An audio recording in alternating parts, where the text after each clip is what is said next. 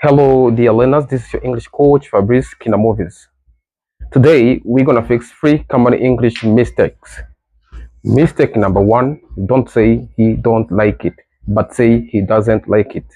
You know what? We use doesn't, right? We use doesn't with he, she, or it.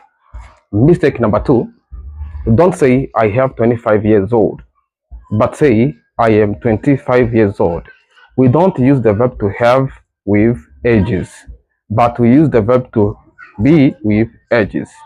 Mistake number three: don't say I am living in Burundi since 2020, but say I have been living in Burundi since 2020.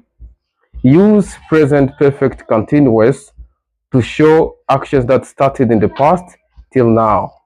Thanks very much.